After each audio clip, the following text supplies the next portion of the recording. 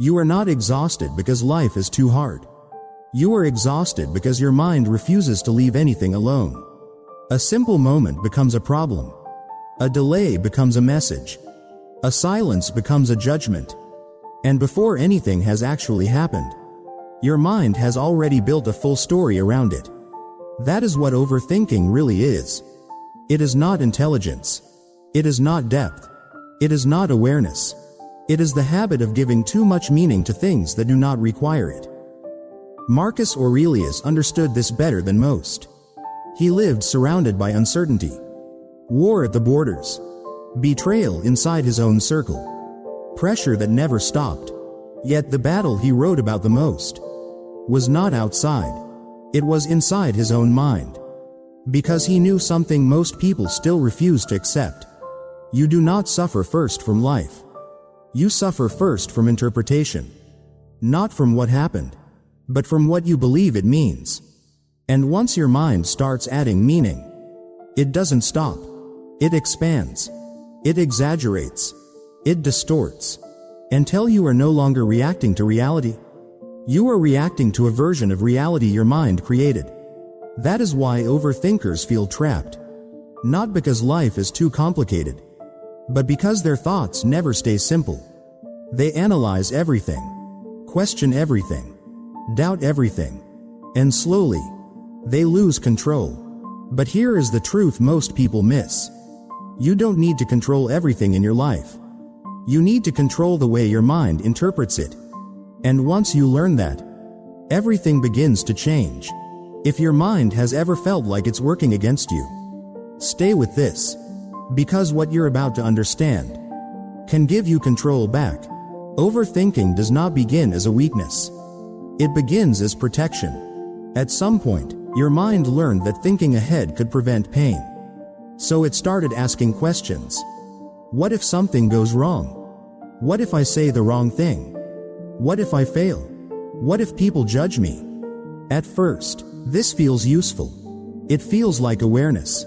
It feels like preparation. It feels like control. You believe you are being careful. You believe you are being responsible. And in some moments, it even helps. It keeps you from making obvious mistakes. It helps you anticipate problems. It gives you a sense that you are staying ahead. But slowly, something changes. The questions don't stop. They multiply. One thought becomes two. Two becomes five. Five becomes a constant background noise that never turns off. And even when nothing is happening, your mind keeps searching for something to analyze. At that point, you are no longer thinking. You are stuck. Most people believe they overthink because they care too much. But that is not the real reason. The real reason is this. You do not trust reality to unfold without your interference. So your mind tries to simulate everything. Not just what might happen, but how it might feel, how others might react, what it might say about you. Every possible outcome, every possible mistake, every possible rejection. It believes that if it can think far enough ahead, it can avoid pain entirely. But that is the illusion. Because the more you think, the more possibilities you create. And more possibilities do not bring certainty. They bring doubt. You start questioning things that were never a problem. A simple pause in conversation becomes a sign of disinterest. A short message becomes a sign of distance. A small mistake becomes proof that you are not good enough. Not because reality changed, but because your mind filled in the gaps. And the more gaps it fills, the more unstable everything feels. This is the hidden mechanism of overthinking. You think to gain control, but thinking creates more uncertainty. And that uncertainty pushes you to think even more. It becomes a loop that feeds itself. And the worst part is, it feels productive. You feel like you are solving something. You feel like you are preparing. You feel like you are protecting yourself. But in reality, you are only expanding the problem. You are taking something small and giving it weight. You are taking something neutral and turning it into something negative. Marcus Aurelius warned about this in his own way. He reminded himself not to add unnecessary judgments to events. Because once the mind adds meaning, it also adds emotion. And that emotion becomes suffering. That is why two people can experience the same situation, but feel completely different. One sees what is happening and lets it pass. Another sees the same moment and turns it into a story. A story about rejection. A story about failure. A story about something being wrong. Same event. Different interpretation. Different emotional reality. Overthinkers do not just experience life. They reinterpret it constantly. They replay it. They expand it. They distort it. Until they are no longer dealing with what is real. They are dealing with what their mind created. And this is where control is lost. Because you cannot control a reality that only exists in your head. You can only control the way you see it. The Stoic principle is simple, but almost nobody actually lives by it. You do not control what happens. You control how you interpret what happens. That is the line that separates clarity from chaos. Because overthinking is not created by events. It is created by the meaning you attach to those events. Something happens. That is neutral. Then your mind speaks. It labels. It judges. It predicts. And suddenly, the event is no longer neutral. Someone doesn't reply. That is the event. Your mind says, "They are ignoring me. They don't care. I did something wrong." Now emotion appears. Tension. Doubt. Discomfort. Not because reality changed, but because your interpretation did. This is where people lose control. They believe they are reacting to reality, but they are reacting to a version of reality, constructed inside their own mind. And the faster this happens, the less aware they are of it. It feels automatic, immediate, almost invisible. Marcus Aurelius understood this deeply. He reminded himself again and again, "You have power over your mind, not outside events." But most people reverse that. They spend their energy trying to control outcomes. They try to control how others behave. They try to control timing, results, reactions. And while doing that, they abandon control of the only thing that actually belongs to them: their own judgment. This is why overthinking never ends. Because you are trying to solve the wrong problem. You are trying to control the world, instead of controlling the way you see the world. And the world is too large, too unpredictable, too complex to control. But your interpretation, that is always within reach. The Stoic approach cuts through everything unnecessary. It asks one simple question: is this within my control? If the answer is yes, you act. If the answer is no, you release. Not suppress, not deny, not pretend it doesn't matter, but release. Because continuing to think about what you cannot control does not give you power. It drains it. Here is the truth most people avoid. Most events are neutral. They do not carry meaning on their own. They simply happen. Your mind is the one that assigns meaning. And once meaning is assigned, emotion follows automatically. So when you say, "I feel anxious," what you are really saying is, "I believe the story my mind created." And that belief is what gives the thought its power. Not the event, not reality. The belief. That is why two people can stand in the same moment and live completely different experiences.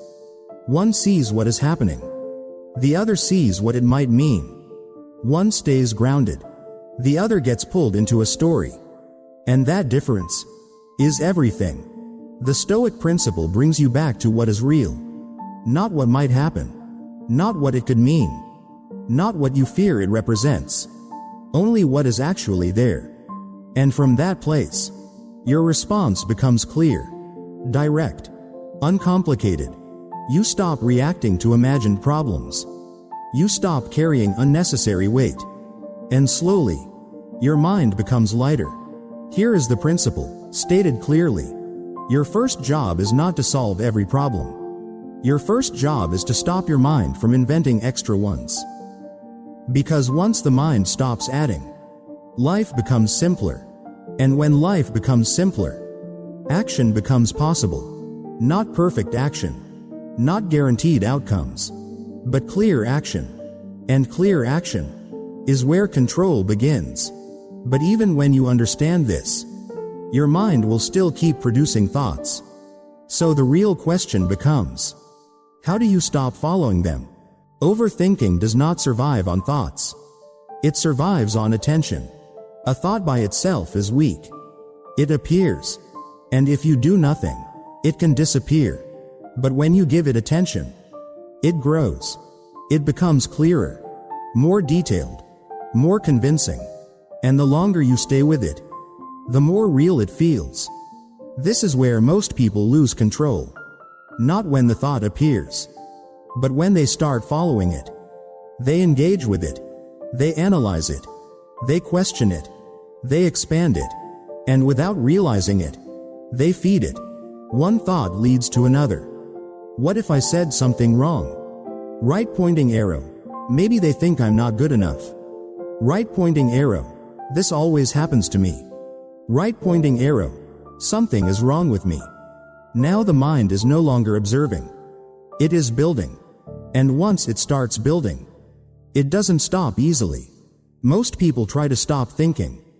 They try to push thoughts away. They try to force their mind to be quiet. But that never works. Because resistance is still attention. If you are trying to fight a thought, you are still focused on it. And focus is fuel. So the thought stays. Sometimes it even becomes stronger. Because now it carries emotion and resistance at the same time. The Stoic method is different. It does not try to eliminate thoughts. It removes their authority. It changes your relationship with them. Here is how it works. A thought appears. What if this goes badly? What if they are judging me? What if I fail? Normally, you would follow that thought. You would build a chain. You would let it lead you deeper into your head. But now, you pause. You don't react immediately. You create a small gap. And inside that gap, you label the thought. This is a thought. Not a fact. Not a prediction. Not a command. Just a thought. That distinction is small, but powerful. Because the moment you see a thought clearly, you stop treating it as truth. And once it is no longer truth, it loses its authority over you. Then, you redirect your attention, not to another thought, but to something real. Your breath moving in and out. The feeling of your body in space. The sounds around you. The task directly in front of you. You bring yourself back to the present moment. This may feel simple, even too simple, but that is why it works. Because attention is your energy. Where it goes, your experience follows. If your attention stays inside your thoughts, your life becomes mental noise. If your attention returns to reality, your life becomes stable. Marcus Aurelius practiced this constantly. He did not try to silence his mind. He trained himself not to be carried away by it. Because he understood something most people miss. You don't need fewer thoughts. You need less attachment to them. And that is built through repetition. Not once. Not occasionally. But every single time a thought appears. At first, it feels difficult. Your mind will pull you back. It will offer stronger thoughts. More emotional ones. More urgent ones. It will try to convince you that this thought matters more than the others. But each time you notice and choose not to follow, you weaken the pattern. And each time you return, you strengthen control. Slowly, something changes. The thoughts are still there, but they no longer pull you the same way.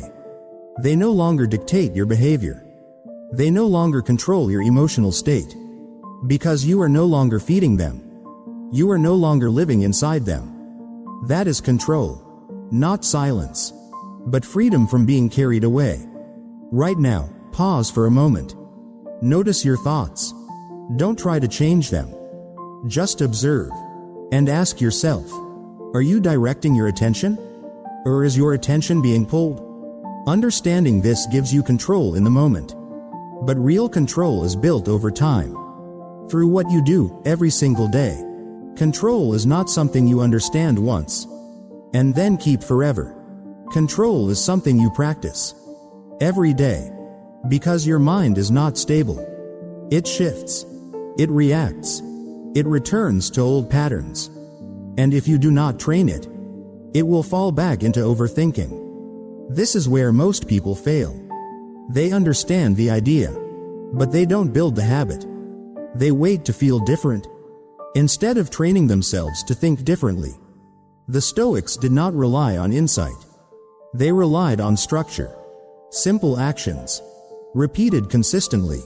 Not when it feels right, but especially when it doesn't. Here is a practical system you can follow. Morning, define your control. Before your day begins, take a moment. Not long. Just enough to set direction. Ask yourself, what is actually in my control today? Not outcomes. Not how people respond. Not how situations unfold. Only your actions. Your attention. Your response. This creates a boundary. Because most of what you worry about does not belong to you. And when you see that clearly, your mind becomes lighter before the day even starts. During the day, catch the drift. Your mind will wander. It will create stories. It will react quickly. It will turn small moments into something bigger. That is normal. The goal is not to stop thoughts. The goal is to catch them early. When you notice yourself overthinking, pause. Not to fix the thought. Not to fight it. But to see it clearly. And label it. I am adding meaning. That sentence matters. Because it separates reality from interpretation. It reminds you that the weight you feel is something your mind created. Once you see that, the pattern weakens. You stop feeding it automatically. In difficult moments, delay interpretation.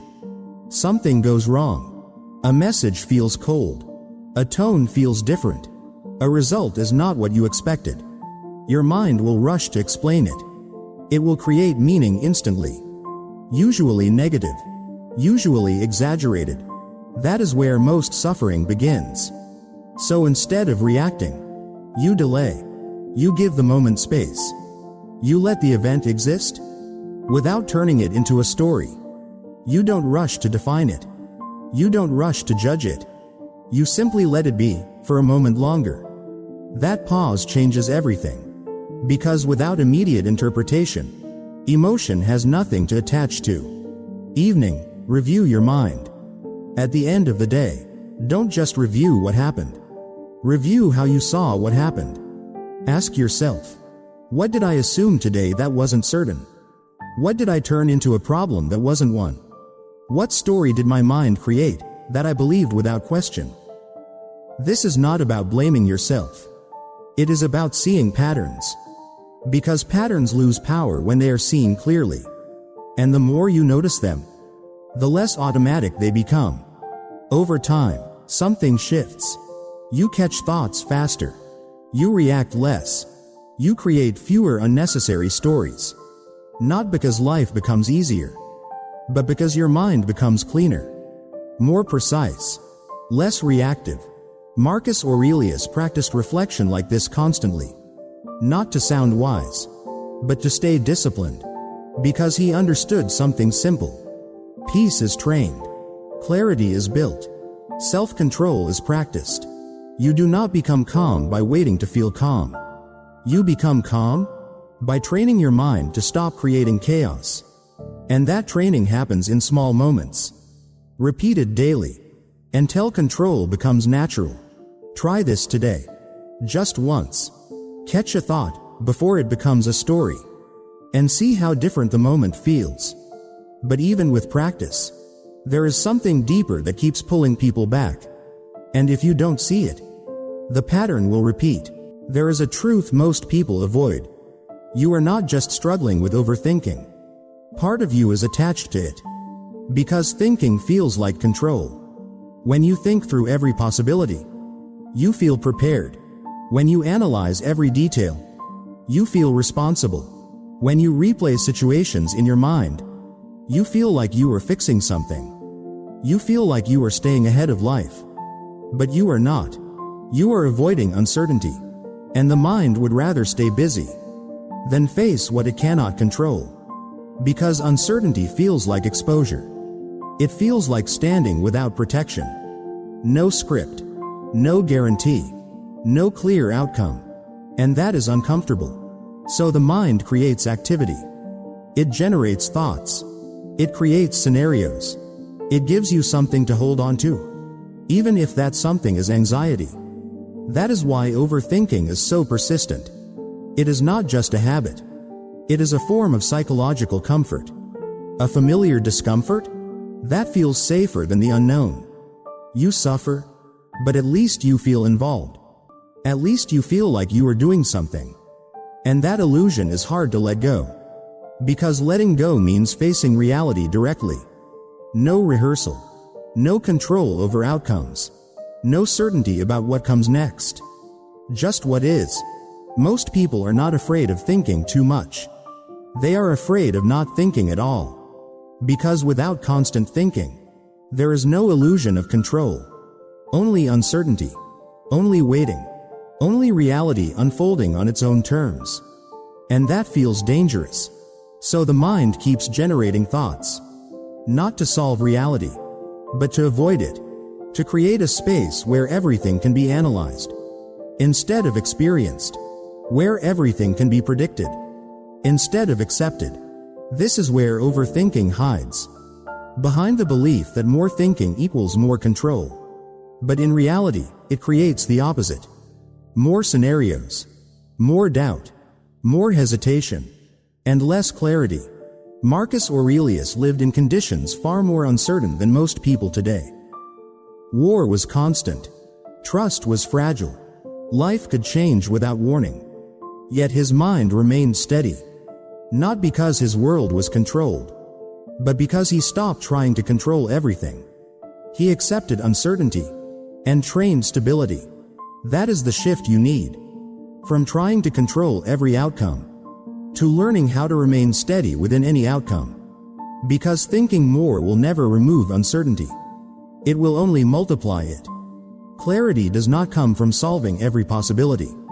It comes from recognizing what does not need to be solved at all. And once you begin to see that clearly, control starts to show up in your everyday life. Not in theory, but in the moments that used to control you. Real control does not look intense. It looks quiet. It shows up in small moments. The kind most people ignore. A message comes in, but it feels shorter than usual. Before, your mind would react instantly. Did I say something wrong? Are they losing interest? Something is off. You would read it again and again, looking for meaning between the lines. Now, you pause. You see the thought forming, and you don't follow it. You let the message stay what it is. Just a message. Nothing added. Nothing assumed. That is control. Someone takes longer than usual to reply. Minutes feel longer. Silence feels louder. Before, you would fill that silence. You would create explanations. They are ignoring me. They don't care. I did something wrong. Now, you wait. Not passively, but without creating a story. You allow time to pass, without turning it into meaning. That is control. You make a mistake. Something small. A word you regret. A detail you missed. Before, it would expand. It would become a judgment. A quiet statement about who you are. I'm not good enough. I always mess things up. I never get this right. Now, it stops early. It stays what it is. A mistake. Nothing more. No identity attached. No unnecessary weight. That is control. Uncertainty appears. Plans shift. Results are unclear. Nothing feels guaranteed. Before, your mind would rush to predict. It would search for answers. Any answer. Just to escape discomfort. Now, you stay with it. You feel the uncertainty, without needing to remove it immediately. You act where you can. And where you cannot, you remain steady. That is control. Marcus Aurelius did not become calm by removing uncertainty from his life. He became calm by removing unnecessary reactions to it. That is what most people misunderstand. They think control means having everything figured out. It doesn't. Control means not collapsing. When things are not figured out, it means creating a gap, a space between what happens and what your mind wants to say about it. And that space, even if it is small at first, changes everything. Because inside that space, you are no longer automatic. You are aware. You are choosing, not your thoughts, but your response to them. And the more you practice this, the wider that space becomes. Until one day, what used to trigger you no longer does. What used to pull you in no longer has the same force. Not because life changed, but because you did. And when that happens, you begin to see something clearly. Peace was never about fixing everything outside. It was always about mastering what happens inside. Your mind is not the enemy, but it becomes one when you stop leading it. Most people spend their lives trying to fix what is outside. They try to control outcomes.